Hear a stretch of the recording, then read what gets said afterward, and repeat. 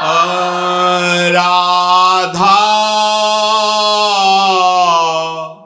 राधा राधा राधा राधा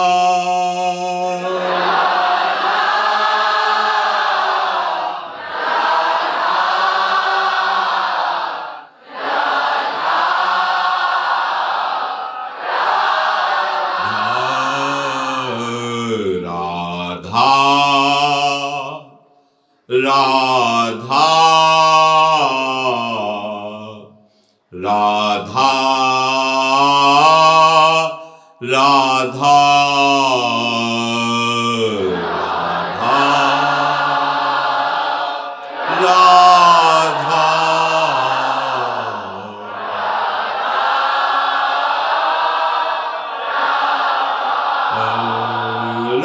राधा राधा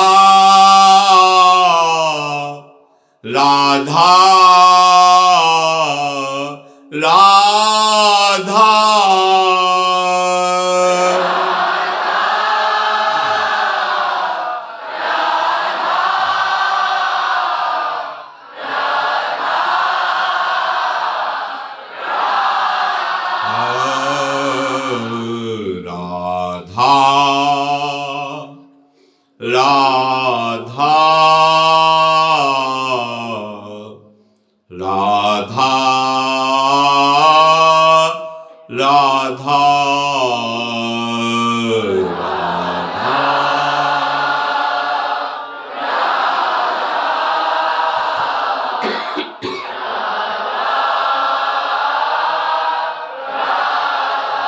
श्री राधा वल्लभ लाल की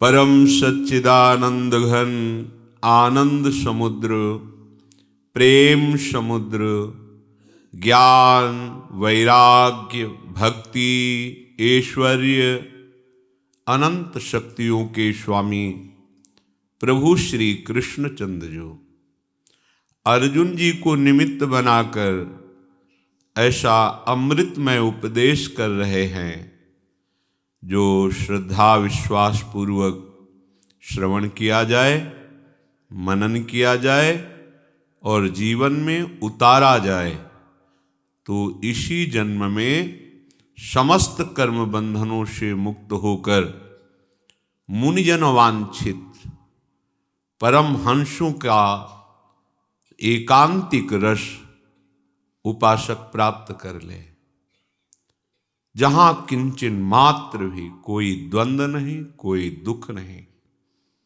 कोई भय नहीं, कोई अशांति नहीं।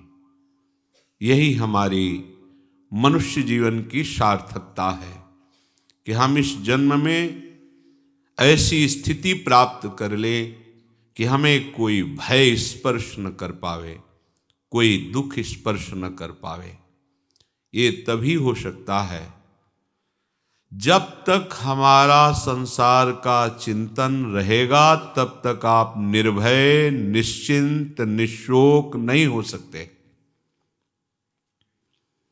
तो श्री भगवान कह रहे हैं युञ्जन्नेवं सदात्मानं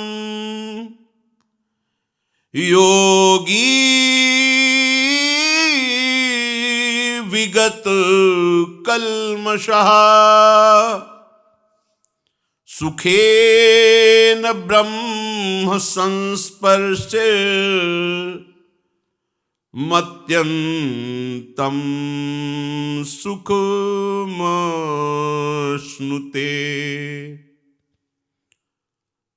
जो उपासक अपने आप को प्रतिपल सदा परमात्मा में लगाता रहता है, वो पाप रहित हो जाता है।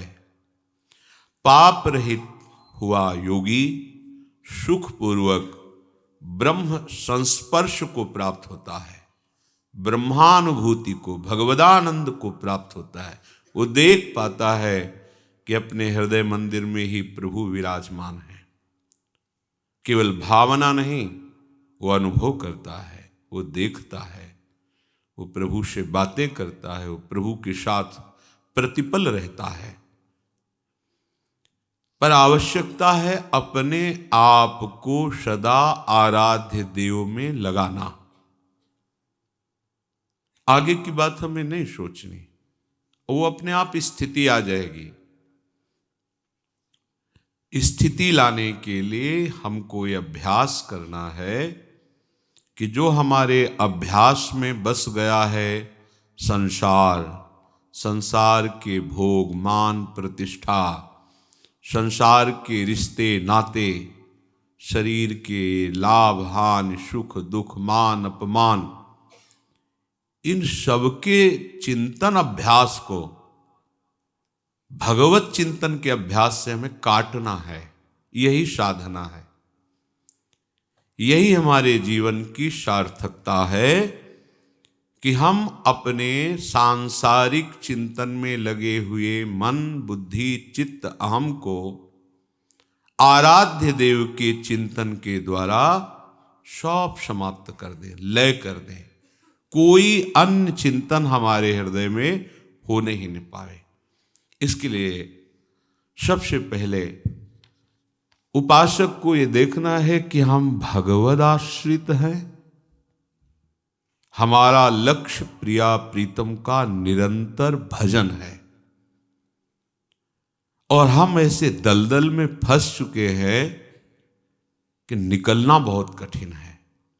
तो हम जहां हैं, जो भी हैं, जैसे भी हैं, प्रभु के लायक हैं, ये बात समझ लो। भगवत प्राप्ति के लायक हैं। ऐसी निराशा तो कभी हृदय में ना आने पावे कि मेरे को क्या प्रभु मिलेंगे। नहीं, ये आप इसलिए सोच रहे हैं कि आपको प्रभु से अपना संबंध जो है, पता तो है सबको कि हम सब प्रभु के हैं, पर स्वीकार नहीं करते आप। पता तो सबको है कि कोई है ऐसा एक मालिक जो पूरे जगत का भरण पोषण कर रहा है, विश्वंभर, जो सबको प्रकट कर रहा है, सबका लय कर रहा है, जो विद्या और अविद्या दोनों का स्वामी है कोई ऐसा भगवान, है कोई ऐसा ईश्वर, और हम उसी के हैं। बस स्वीकृति ना होने के कारण हमें लगता है हम जैसों को भगवान कैसे मिलेंगे। वो हमारे अंशी हैं, हमारे पिता हैं, हम सब उनके हैं, उनके अंश हैं। हमारा सिद्ध अधिकार है उनको प्राप्त करना। साधना केवल इसी बात की है कि ये हम स्वीकार करें कि वो हमारे हैं। ये हमारेपन, ये अपनापन, ये मैंपन हम गलत जगह प्रकृति में लगा दिया और परमात्मा से विमुख हो गए। अब साधना करनी है, उपासना करनी है, तो इसको पहले बदलना होगा।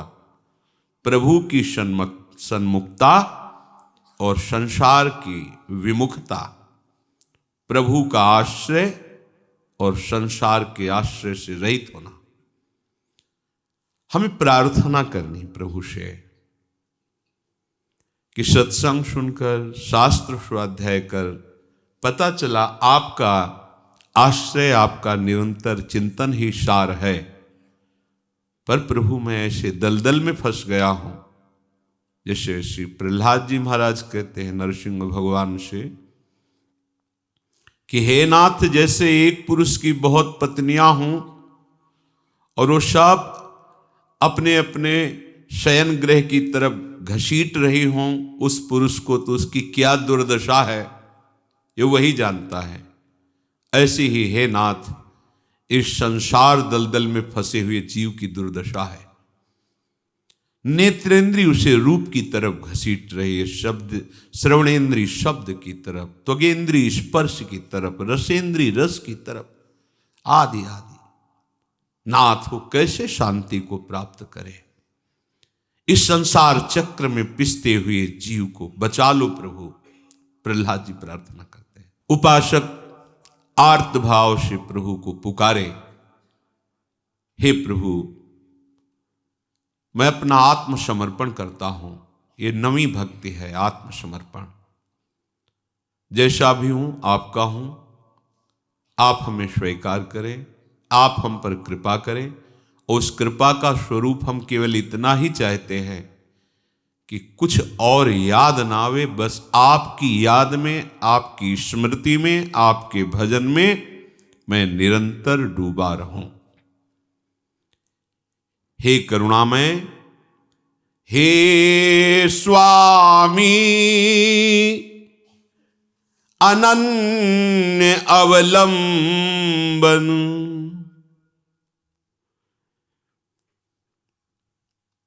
हे मेरे जीवन आधार।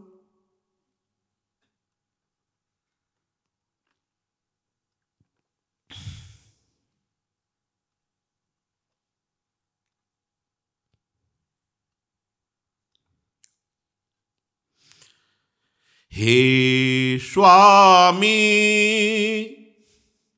अनन्य अवलंबन, हे मेरे जीवन आधार।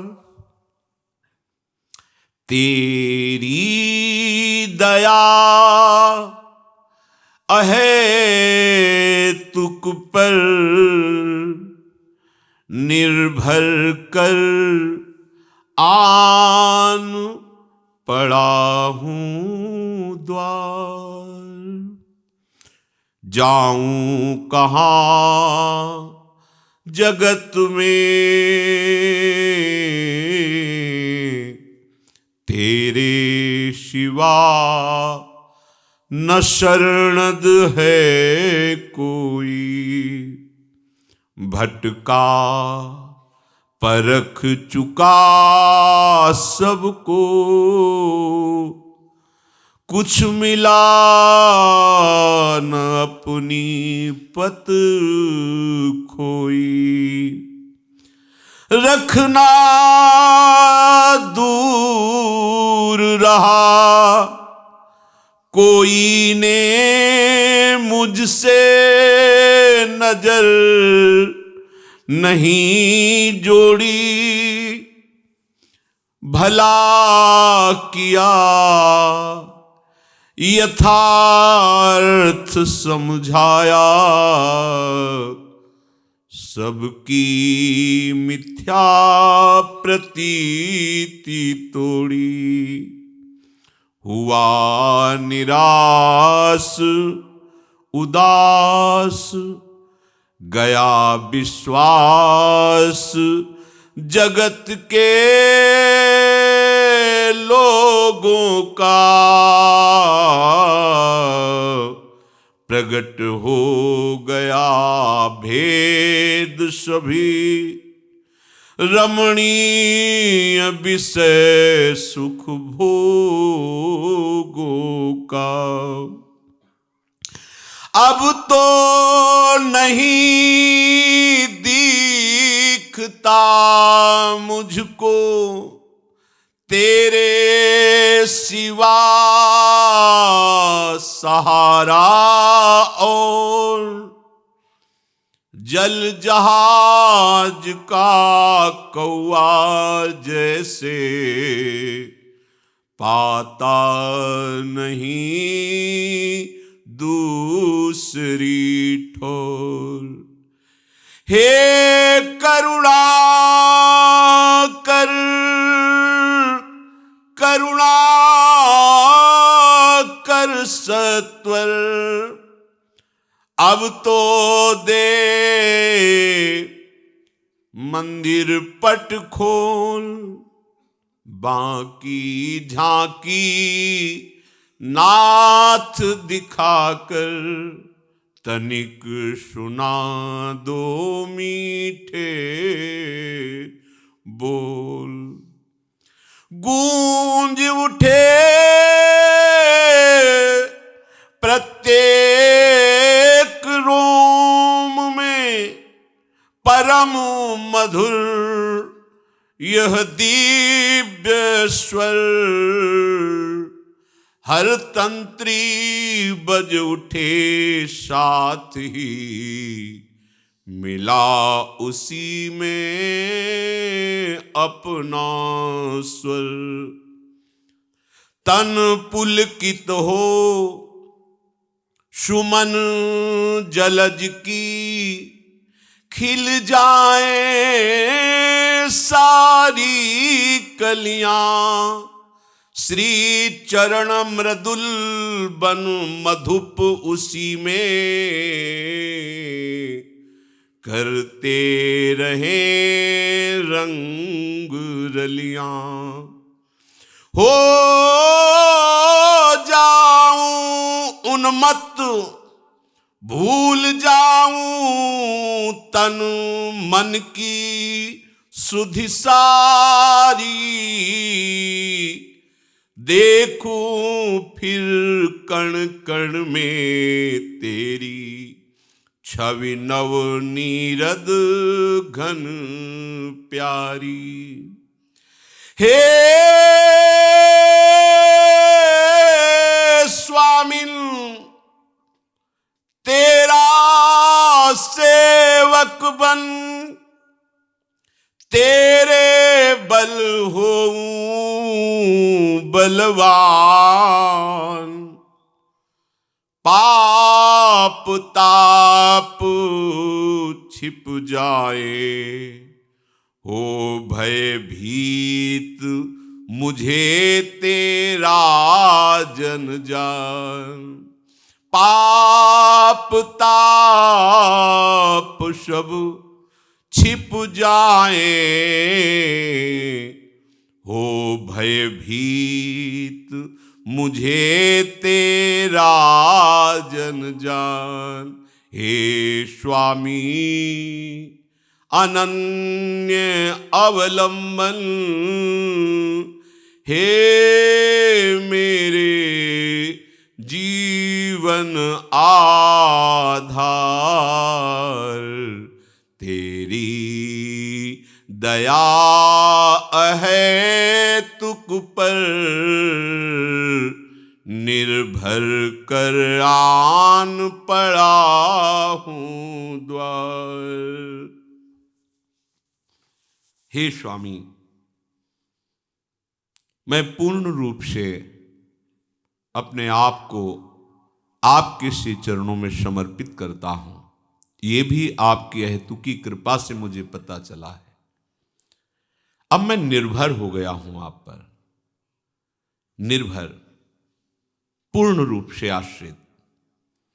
किसी वस्तु, व्यक्ति, स्थान, साधन का भी बल नहीं, एकमात्र अपने आराध्य देव का बल। बस आपके चरणों में आ पड़ा हूं, आपके बल से, आपके भरोसे से। कहां जाऊं जब कोई आपके समान ही नहीं, तो आपसे बड़ा कौन हो सकता है। यहां कोई भी ऐसा नहीं है जो हमारी दीनता सुन करके हमें स्वीकार करे, क्योंकि जिसे देखता हूं वो खुद असमर्थ है। कोई समर्थ नहीं कि हमें काल से बचा सके, मृत्यु से बचा सके, काम क्रोध लोभ मोह मद मत्सर इनसे बचा सके, क्योंकि जितने हैं सब खुद इनके पंजे में फंसे हुए हैं। कहां जाऊं, तुम्हारे सिवा कोई ऐसा शरणद है ही नहीं, शरण देने वाला, कि अवगुणी नीच अधम किसी योग्य नहीं और उसको हृदय से लगा ले, ऐसे तो सिर्फ आप हैं, दूसरा कोई है ही नहीं ऐसा। दूसरे तो गुणवान का आदर करते हैं, रूपवान का आदर करते हैं, जो किसी काम लायक होता है उसका आदर करते हैं, पर नाथ जो किसी योग्य नहीं है उसको आप हृदय से लगा लेते हैं, उस दैन्य को अपने हृदय का हार बना लेते हैं। हे करुणा में बहुत भटक लिया, बहुतों से प्रीति करके देख लिया, परखा, कुछ नहीं मिला, समय बर्बाद हुआ और अपनी लाज खोई। रखना तो दूर रहा, कोई मुझसे नजर भी नहीं मिलाई प्रेम की। जब तक स्वार्थ रहा तब तक वो लगता था कि हमें प्रेम कर रहा है। जब हम उसके काम लायक नहीं रहे, स्वार्थ लायक नहीं रहे, तो नजर चुरा ली, कोई बात भी करना नहीं चाहता। भला किया, यथार्थ बात आपने कृपा करके समझा दी। नाथ, ये जो झूठा अभिमान लिए हुए थे कि मैं विद्वान हूं, मैं ज्ञानी हूं, मैं धर्मात्मा हूं, मैं अमुक हूं, मेरे अमुक जन है, मेरे परिवार में ऐसे, मेरी ऐसी संपत्ति, ये झूठी प्रीति और प्रतीति का आपने पर्दाफाश कर दिया। यदि आप कृपा न करते तो इसी में फंसा पूरा जन्म चला जाता। भला किया, अब मैं समझ गया हूं प्रभु। सब जगह से निराश होकर, उदास होकर, सब जगह से अपने विश्वास को हटा करके, जगत के लोगों से, जगत के भोगों से, ये रमणीय विषय सुख केवल दिखते हैं, परिणामता बड़ा दुख रूप है, आपने समझा दिया। नाथ, अब तो बस आप ही मेरे सहारे हो।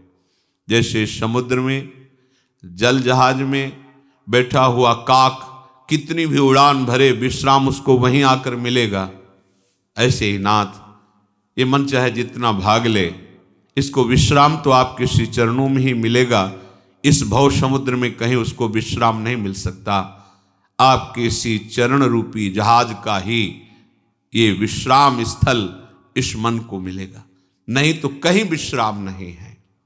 हे नाथ, अब तो करुणा करो, आपकी शरण में आ गया हूं, थोड़ा मीठे बोल बोल करके हमको संतोष तो दो कि मैंने तुम्हें स्वीकार किया, तू मेरा है।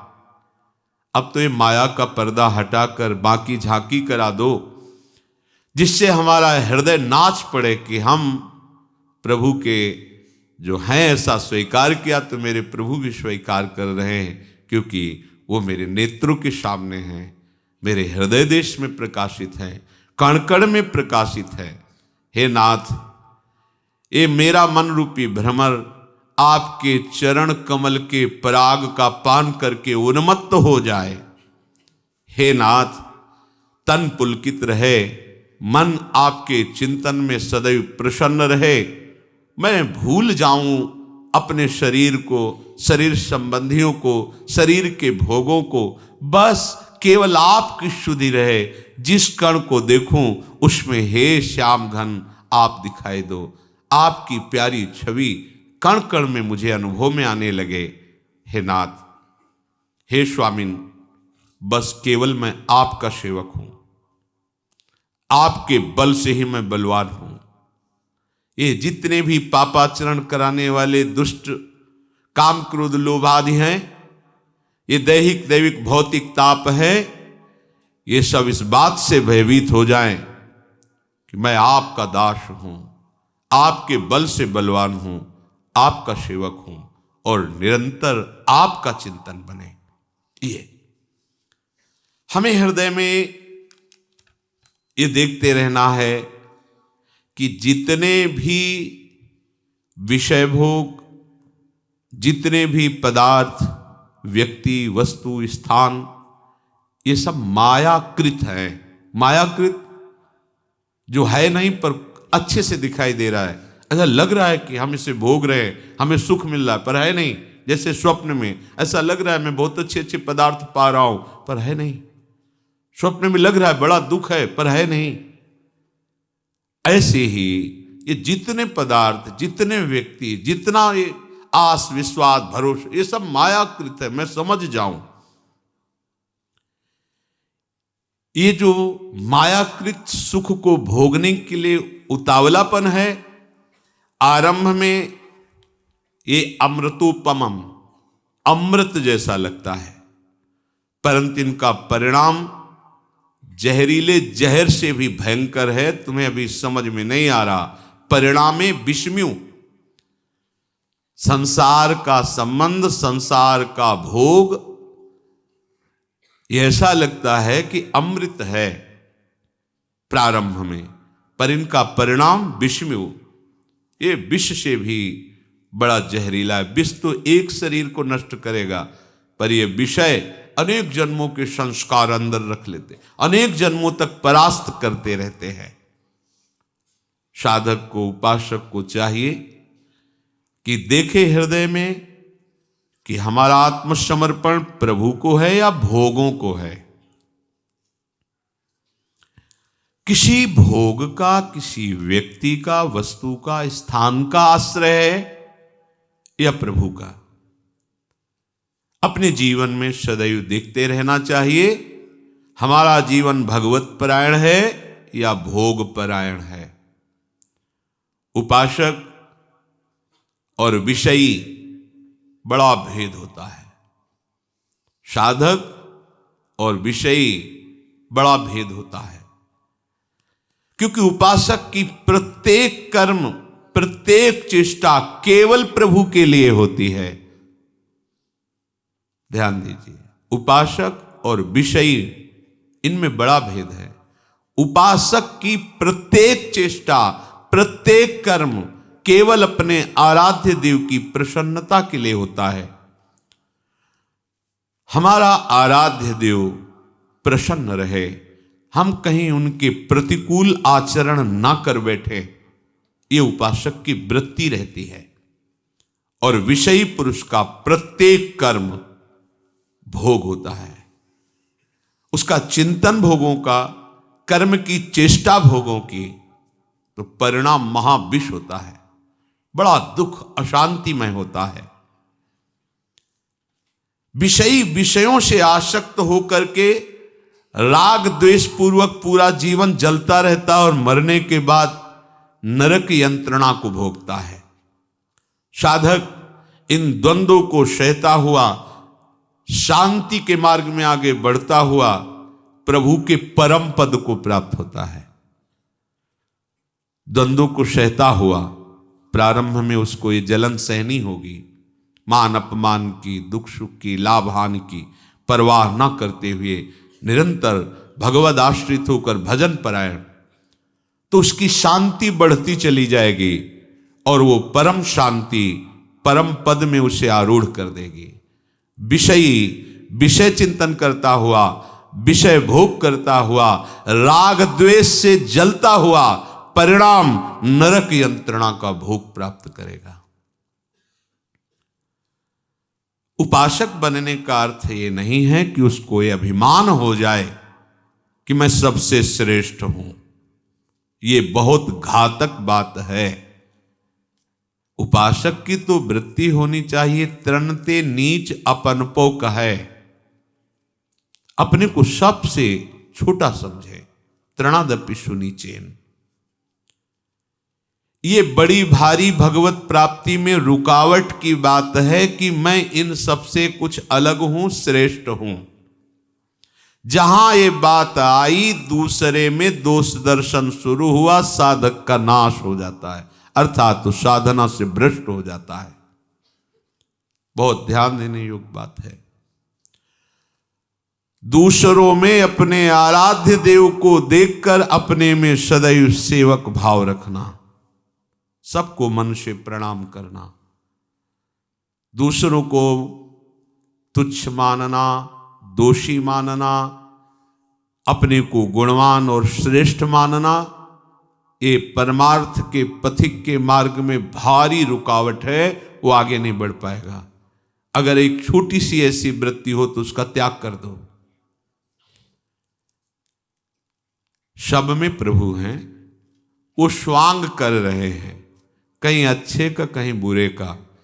आप स्वांग के दृष्टा हैं, आप उसको देखिए, स्वांग को स्वांग की तरह देखिए कि ये जो सामने दुराचारी का स्वांग कर रहा है, ये दुराचारी नहीं है।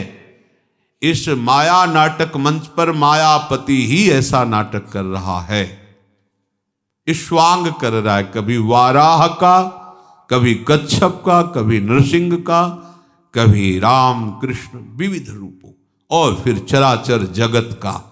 ये वही स्वांग कर रहा है। दूसरा, वो अपने आप से अपने आप का विस्तार कर लेता है, अपने आप में अपने आप को समेट लेता है। इसलिए सबको प्रणाम करो। गोस्वामी तुलसीदास जी, सिय राम मैं सब जग जानी, करहूं प्रणाम जोर जुग पानी। सबको प्रणाम। सर्वान्वस्ततया निरीक्ष परम स्वाराध्य बुद्धिर्मम। मेरे आराध्य देव ही सब रूपों में स्वांग कर रहे हैं। उपासक किसी को भी ऐसे वचन, ऐसी चेष्टा ना करे कि उसके हृदय को पीड़ा पहुंचे। विद्या के अभिमान में, त्याग के अभिमान में, भजन के अभिमान में, धन के, जाति के, साधना के, भक्ति के, ज्ञान के किसी अभिमान में आकर किसी को ऐसी चेष्टा, ऐसे वचन ना बोले।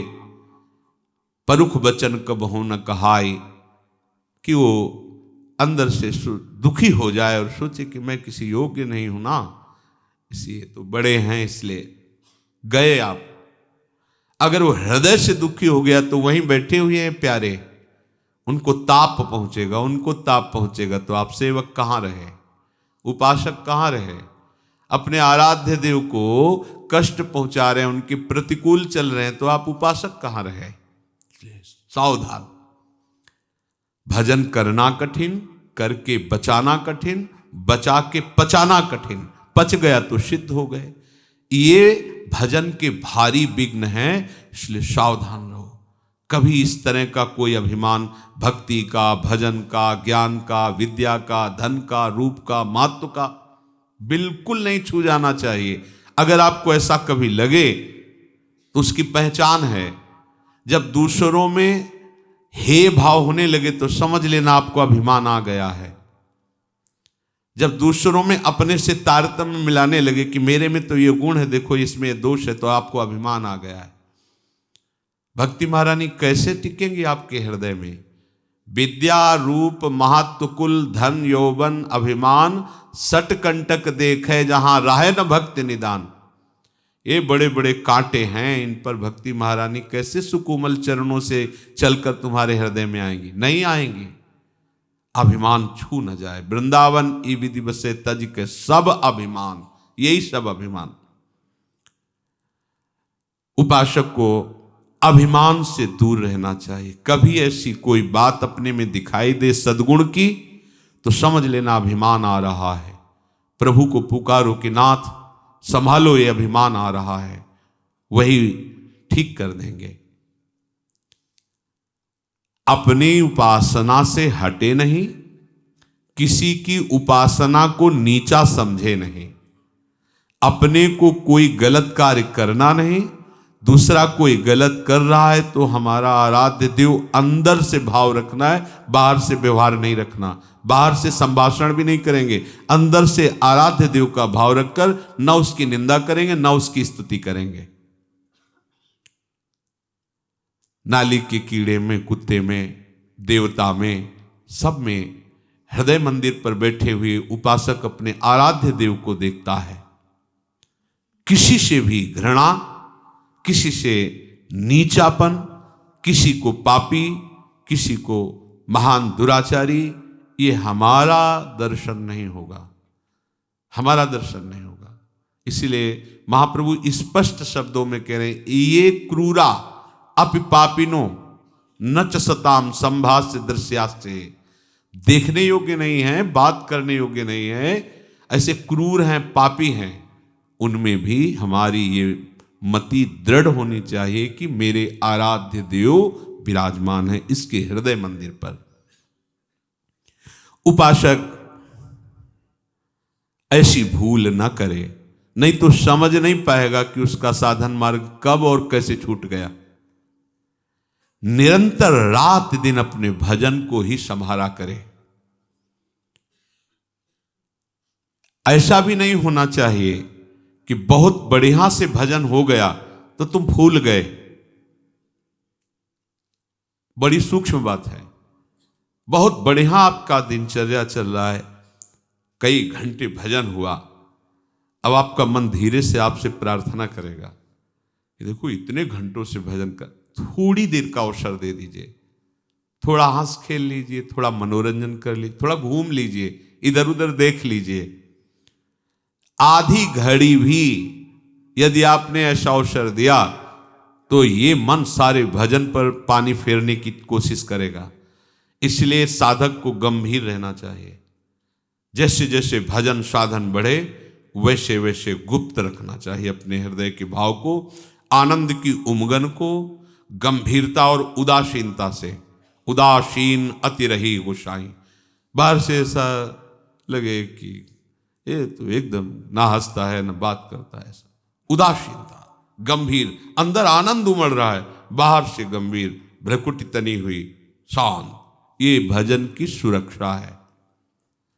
बहुत सुकोमल पौधा है, आसपास कांटे की बाड़ लगाई जाती है। वो बाड़ अगर मजबूत लगी रही तो पौधा वृक्ष बन जाएगा। वृक्ष बन जाएगा तो कुछ हानि होने वाली नहीं, हजारों लोग विश्राम पाएंगे उस वृक्ष के नीचे। ऐसे अभी भक्ति का पौधा अंकुरित हुआ है। माया रूपी बकरी अगर चर गई तो अंकुरण नहीं हो पाएगा। तो हमें ये बाड़ लगानी, गंभीरता, उदासीनता, स्वभाव दूर से ऐसा लगे कि बात करने का मतलब है ये कड़ुआ बोलेगा, ऐसा लगना चाहिए। हृदय में आनंद है, भगवत स्मरण है, पर आपका बाहरी स्वरूप कांटे जैसा होना चाहिए, आंतरिक स्वरूप गुलाब के फूल जैसा होना चाहिए। उपासक को यह सुरक्षा कवच रखना ही चाहिए। संसारी पुरुष अंदर कांटे जैसा होता है, बाहर गुलाब के फूल जैसा होता है। लगता है छुओ बहुत अच्छा, लेकिन छुओगे तो कांटे लगेंगे। उपासक बाहर से कांटे जैसा, एकदम उदासीन, स्पृहा रहित, निरपेक्ष, लेकिन अंदर वो अनुराग रस से भरा हुआ है। कोई उसके अंदर का अगर स्पर्श पा जाए तो निहाल हो जाए। तो साधक को, साधु को आधी घड़ी के लिए भी आनंद में फूल करके कोई बर्ताव नहीं करना चाहिए। बहुत सुंदर। अब वो उसी समय कोई ऐसी बात करवा देगा, ऐसा दृश्य दिखा देगा कि वो जो भजन से आपकी आंतरिक उन्नति हो उसे रोक देगा, वो आगे विषय चिंतन कराने लगे। ये बहुत सावधानी की बात। एक क्षण में पूरे चिंतन को बदल सकता है, पूरे चिंतन को। एक वृत्ति आपको गिरा सकती है, एक वृत्ति, एक दृश्य। मछली की क्रीड़ा को देखकर इतना बड़ा महात्मा जो जल को स्तंभन करके जल में समाधि लिए हुए वो मानधाता की पुत्रियों से ब्याह करता है। बहुत सावधानी की जरूरत है। प्रायः यही देखने को मिलता है कि उपासक सत्संग भी करता है, पाठ भी करता है, नियम से भजन भी करता है, पर वो सावधान नहीं रहता है।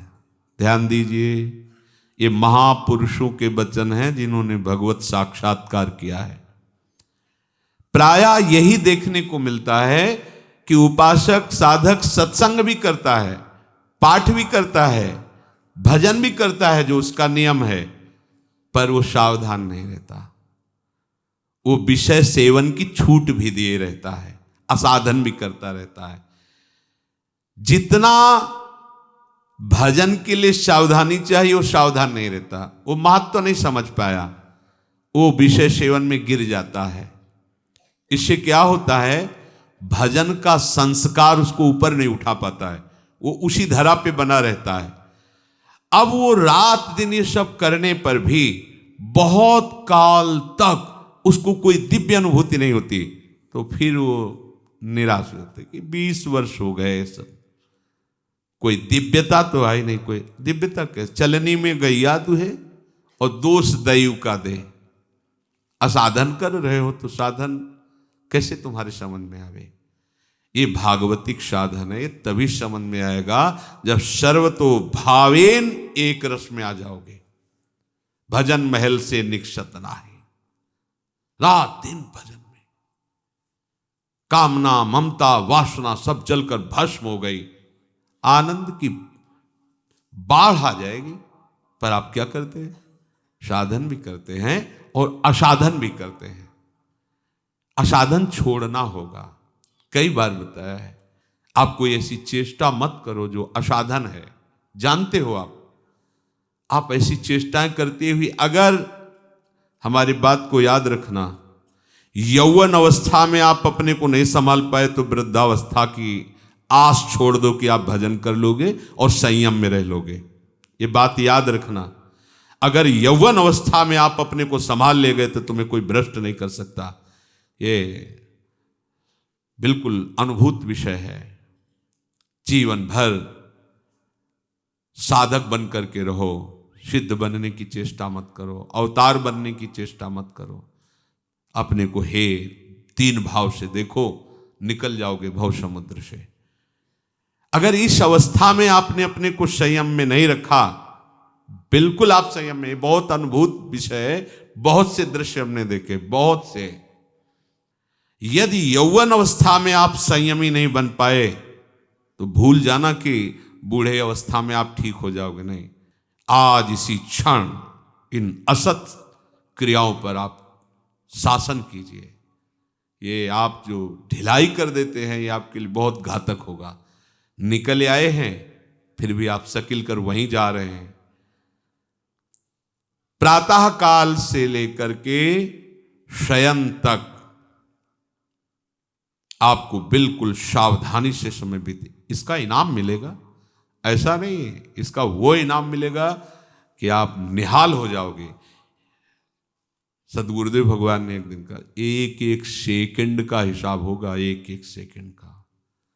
आप जो जल रहे हैं, कष्ट सह रहे हैं, भजन मार्ग में हर विकार के ताप को सह रहे हैं, ये आपका ऐसे नहीं बहुत बढ़िया हिसाब होगा। बड़े उदार मालिक हैं, निहाल हो जाओगे आप। इस समय ऐसा ना समझो कि कोई देख नहीं रहा, कोई समझ नहीं रहा। नहीं, मालिक देख रहा है, जिसके लिए तुम आए हो, जिसके दरबार में बैठे हो, जिसके लिए जीवन समर्पित किए हो, जिसके लिए जल रहे हो, ये काम क्रोध आदि जला रहे हो, आप सह रहे हो, आपका हिसाब होगा।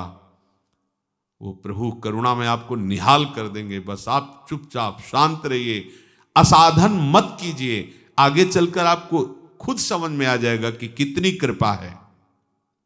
उल्टे मार्ग पर जाओगे, सावधान नहीं रहोगे तो चलते रहो, कहते रहोगे कि हम बहुत दौड़ लगाते हैं, बहुत बड़े यात्री हैं, लेकिन आप भगवत प्रेम रूपी भिक्षा को नहीं प्राप्त कर पाएंगे।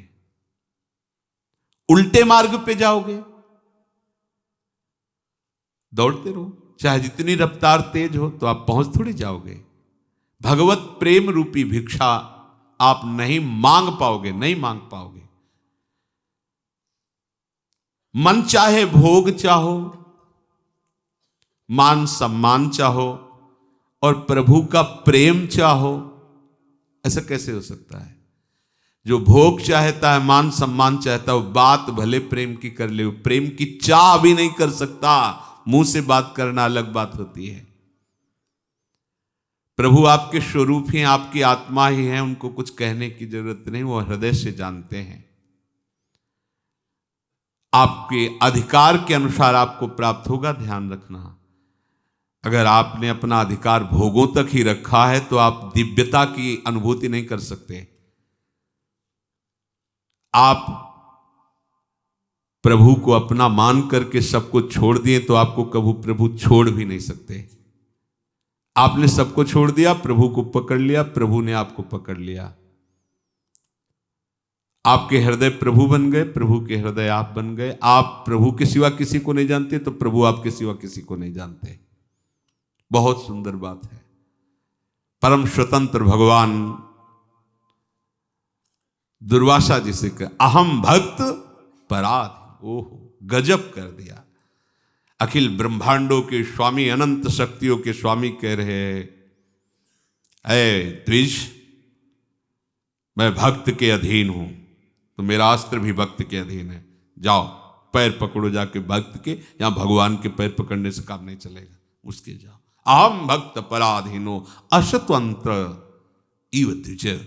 मैं स्वतंत्र नहीं हूं, मैं भक्त के अधीन हूं। ये बात भगवान, इससे बड़ा कौन सम्मान दे सकता है? इससे बड़ा सम्मान कुछ हो सकता है?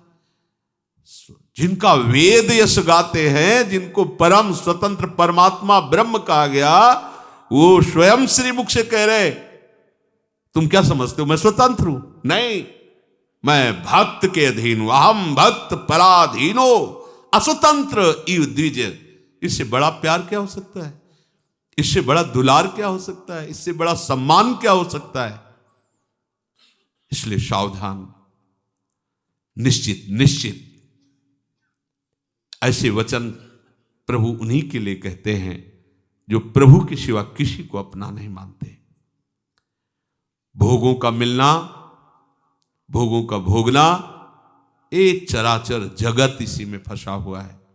साधक उपासक इन्हीं से हटा है तब उसे साधक कहा जाता है, उपासक कहा जाता है। वो भोगों की ओर नहीं देखता, वो प्रभु की ओर देखता है। वो भोगों की चाह नहीं करता, वो प्रभु की चाह करता है। प्रभु के नाम रूप गुण लीला का सदैव स्मरण, यह हमारा जीवन है। यदि हमारे जीवन के अभ्यास तारतम्य में यही केवल चल रहा है, नाम मंत्र, रूप चिंतन, लीला गायन, लीला श्रवण, सेवा, अब हमें और कोई जानने की जरूरत नहीं है। सब कुछ अनुभूतियां इसी में आ जाएंगी। आपके हृदय की स्थिति हो जाएगी, चाहो न सुगति सुमति संपत्ति कछु, रिधि सिधि विपुल बड़ाई, हेतु रहित अनुराग राम पद, बढ़े अनुदिन अधिकाई। आहा, इससे सुंदर मति कोई होती है क्या? नाम जप चल रहा है, मंत्र चल रहा है, वाणी गायन, लीला श्रवण, सेवा, इसलिए कहते मुझे सुमति नहीं चाहिए। अब इससे बड़ी कोई बुद्धि नहीं होती, बस हमें इतना है। न सुगति, वर्तमान में हम भगवदानंद का अनुभव कर रहे हैं, भगवत लीला गायन, भगवत नाम कीर्तन, भगवत सेवा। अब हमें कोई गति नहीं चाहिए, कोई गति नहीं चाहिए। जे जोनि जन्मो कर्म बस, तानाथ पद अनुराग हूं। कोई अब चिंता की बात नहीं। श्री राधिका रति निकुंज मंडली तत्र तत्र हृदय में विराजता। प्रहलाद जी भगवान नरसिंह देव से कहते, आपकी दुरंत माया जिससे सब भयभीत होते, मैं बिल्कुल भयभीत नहीं हूं, क्योंकि मैं आपका लीला गायन, आपका नाम गान और आपके चरणामृत के बल पर इस माया को परास्त कर दूंगा। लेकिन हम आपसे प्रार्थना इन जीवों के लिए करते हैं जो आपके नामामृत से, आपके लीलामृत से, आपके चरणामृत से विमुख है। बात पकड़ो। कह रहे हैं मुझे आपकी दुरंत माया से कोई भय नहीं, मैं आपका चरणामृत पीता हूं, आपका नाम जप करता हूं, आपका लीला गायन करता हूं। इसके बल पर, इस माया पर हम विजय प्राप्त कर लेंगे। अकाल मृत्यु हरणम सर्व व्याधि विनाशनम, ये समस्त रोगों का नाश करके, अकाल मृत्यु का नाश करके प्रेम रस प्रदान करने वाला भगवत चरणामृत है। श्री कृष्ण पादोदकम पीत्वा पुनर्जन्म न विद्यते।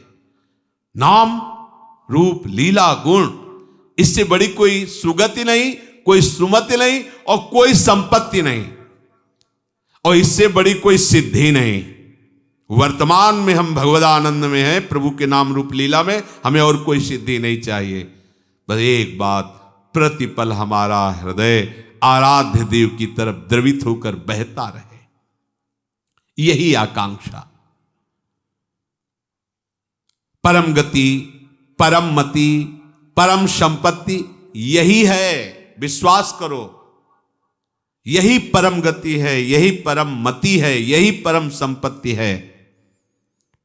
ये कभी नष्ट नहीं होती है। चाहे जितनी ऊंची स्थितियों में चले जाओ, वहां से पतन होगा, पर इससे नहीं। नाम रूप लीला धाम का निरंतर चिंतन।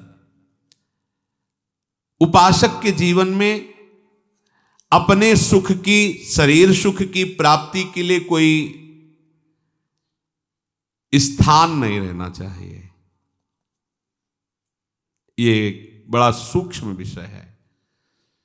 अगर प्रेम प्राप्त करना है, इसी जन्म में भगवदानंद की अनुभूति करनी है, तो अपने इंद्रियजन्य सुखों के लिए कोई ठिकाना नहीं होना चाहिए।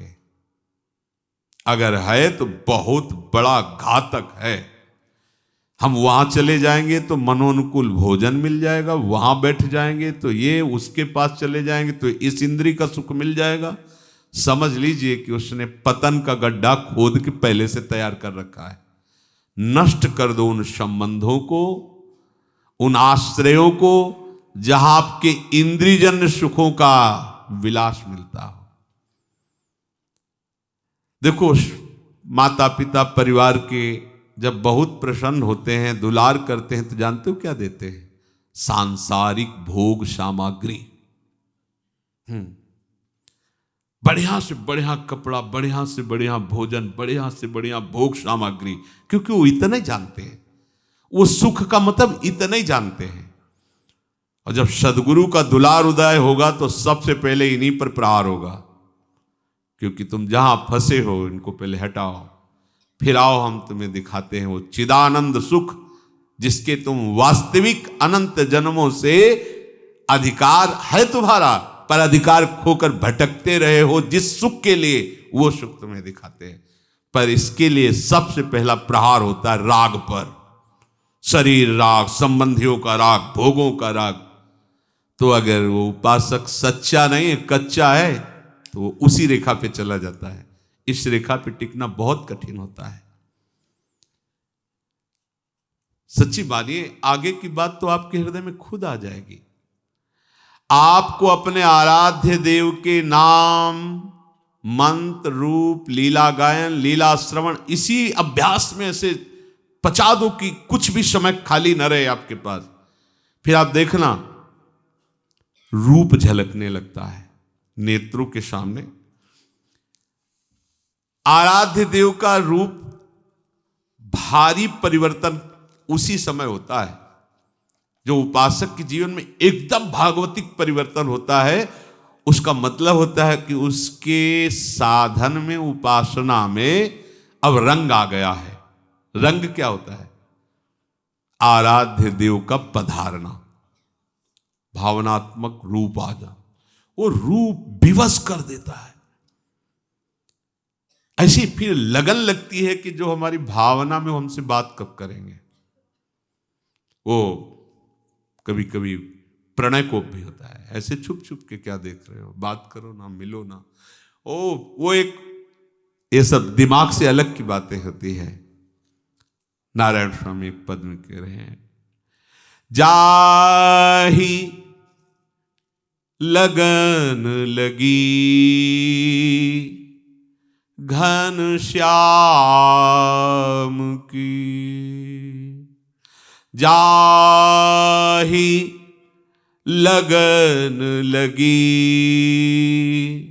घन श्याम की, धरत कहूं पग परत हूं कितहूं, भूल जाए सुधी धाम की,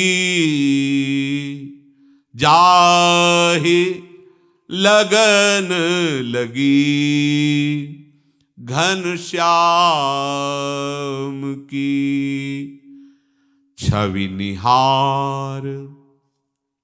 ऐसा रूप, लाल की रूप माधुरी नैनन निरख नेक सखी, मनसिज मन हरन हास सावरो सुकुमार रास, नख सिख अंग अंगन उमग सौवग सीव नखी। ऐसा रूप देखो, कैसा रूप है। श्रवण कुंडल छुरित, रुरत कुंतल ललित, कस्तूरी चंदन तिलक भाल को, चंद गति मंद भई, निरख छवि काम गई, देख हरिवंश हित वेश नंदलाल को। छवि निहार, ये बड़े बड़े आचार्य कोट के महापुरुष उच्च स्वर से विलाप करते हुए पूरा जीवन रोए हैं। महाप्रभु चैतन्य देव गंभीरा मंदिर में 1-2 वर्ष की बात नहीं, वर्षों वर्षों रात दिन अनवरत अश्रु बहाते हुए श्री कृष्ण प्रेम में रात दिन। एक बार देखा महाप्रभु के यहां से रक्त स्रवित हो रहा था, ऐसे गोविंदा जो सेवा में थे। ये क्या प्रभु आप? वो दीवार में से रगड़ रहे थे। वो उनका और सामने श्री कृष्ण खड़े हैं, बुला रहे हैं, दरवाजा नहीं मिल रहा, मैं दरवाजा बना रहा था। वो ऐसी प्रेम देखो ना, प्यारी जी के प्रीतम कैसे हैं। ये समर्थ प्रेम स्वरूप महापुरुष हैं, ये भगवान है, ये साक्षात प्रभु हैं। और प्रभु के भी प्रभु इसलिए ने महाप्रभु कहा गया। इनकी देखो कैसी रूप की कैसी कैसी महामहिम स्थिति है कि इस रूप ने कैसा बावरा कर दिया, कैसा प्रेम विकल। 18 वर्ष तक निरंतर अश्रु बह रहे हैं। गंभीरा मंदिर में महाप्रभु की ऐसी, हाँ कृष्ण बोलते पूरा वातावरण कृष्णाकार हो जाता। हाँ प्राणनाथ, वो प्रेम का मानो समुद्र उफान में आ गया हो। पावत ही तिनको दरस उपनय उपजय भजनानंद, बिन ही श्रम छुट जाए सब जे माया के फन। ऐसा प्रेम छवि निहार नहीं रहत सार कछु, घरी पल निस दिन जाम की, जित मुँह उठे तिते ही धावे, सुरति न छाया घाम की, जाही लगन लगी घन श्याम की। स्तुति निंदा करो भले ही, मेण तजी कुल ग्राम की, नारायण बौरी भई डोले, रही न काहू काम की, जाही लगन लगी घन श्याम की। को हम कहाँ बिसर सुध गए, मैं कौन हूं, कहां जाना है, क्या करना है। कैसा रूप है प्यारे का। गोपी दही की माट रखकर रूप में मतवाली चलती है, जाना है नगर में पहुंच जाती है वन में। लताओं से कहती दही बेचने आई, ले लो कोई। दूसरी सखिया, ए कहां बेच रहे, आंख खोल के देखा, ओह बोलना चाहती दही ले ले, दही के गोविंद ले ले, कोई दामोदर ले ले। जिभ्या कुछ और बोलना ही पसंद नहीं कर रही, नेत्र में और कुछ दिखाई ही नहीं दे रहा, जित देखो तित श्याम। नारायण बौरी भई डोले, रही न काहू काम की। ये कैसा रूप है। और देखो इस मोहन रूप को हमारी मोहिनी प्रियाजू ने कैसा अधीन किया है। निर्तन भ्रकुट बदन अंबुज मृदु, सरस हास मधु बोलन, अति आसक्त, अति आसक्त। ओहो कैसा रस में ये उपासना का खेत है वृंदावन, कि वो रूप जो पूरे त्रिभुवन में विजयी है। कोई ऐसा ऋषि मुनि ब्रह्म ऋषि महात्मा परमहंस शब्द स्पर्श रूप रस विजेता, इनकी मधुर वाणी, इनकी रूप, इनकी मंद मुस्कान, इनकी बंक चितवन ने उसे घायल न कर दिया हो। हाँ, ललित किशोरी जी कहते भाले की तरह, बर्छी की तरह इसकी चितवन लगती है। देखो रे देखो, ये नंद का छोरा बर्छी मारे जाता है। बर्छी सी तिरछी चितवन की पैनी छुरी चलाता है, वो हमको घायल देख बेदर्दी मंद मंद मुस्काता है। इसकी मुस्कुराहट ऐसे लगती है जैसे कोई छुरी से काट कर ऊपर नमक डाल दे तो कैसा एकदम व्याकुल हो जाएगा। ऐसी तिरछी चितवन रूपी छुरी से काट के मंद मुस्कान रूपी नमक डालता है। ललित किशोरी जखम जिगर पर नोनपुरी बुरकाता है। देखो रे देखो ये नंद का छोरा, और नंद के छोरा को जो कोटि काम लावण्य विहारी, वो कहते प्यारी जू जब जब देखो तेरो मुख तब तब नयो नयो लागत, ऐसो भ्रम होत देखियो न कबहूरी, दुति को दुत लेखनी न कागत। सोचो अगर इस रूप का थोड़ा भी स्वाद सखियों की कृपा से आ जाए तो क्या होगा। जो प्रीतम के रूप ने अखिल ब्रह्मांडों में एक छत्र विजय प्राप्त की, चाहे ऋषि मुनि परमहंस कोई हो, मुनि मनमोहन, विश्व मनमोहन, सुमन मनमोहन, मदन मनमोहन, ये सब कुछ है। लेकिन मोहिनी जी की मंद मुस्कान ने, भ्रकुट की निर्तन ने, भ्रकुट निर्जित मदन मंद सस्मित बदन की रस विवश घन श्याम पिय गोरी। आहा, ये रस सिंधु प्रभु को बस में कर लिया प्यारी जी के रूप ने। अगर ऐसा रूप आ गया फिर क्या होगा, फिर क्या होगा। सोचो, इस घनश्याम की रूप माधुरी ने एक छत्र अनंत ब्रह्मांडों पर कोई ऐसा नहीं कि इस रूप को देखकर बावरा न बन गया। और इनकी तिरछी चितवन की बात बड़े बड़े महापुरुष कह रहे हैं, लेकिन हमारी प्यारी जो की तिरछी चितवन जब इनके ऊपर लगती है तो वेणु करान निपतिता स्खलितम शिखंडम भ्रष्टम च पीतवसनम ब्रजराज सूनो यस्या कटाक्ष सर्पात विमूर्छितस्य ताम्राधिकाम परिचरामि कदारसेन। उन स्वामिनी जी के केवल रूप दर्शन की बात नहीं, ताम्राधिकाम परिचरामि कदारसेन। ऐसे रस में निमग्न होकर उनकी परिचर्या, विचिनवंती के शान क्वचन कर जय कंचुक पटम, उनकी परिचर्या करने का, स्वामिनी के पार्श्व में विराजमान होकर उनकी सेवा करने का सौभाग्य बहुत बढ़िया अवसर मिल गया है। वर्तमान में सबसे बड़ी हमें सुमति, सुगति, संपत्ति, रिद्धि सिद्धि प्राप्त है। क्या?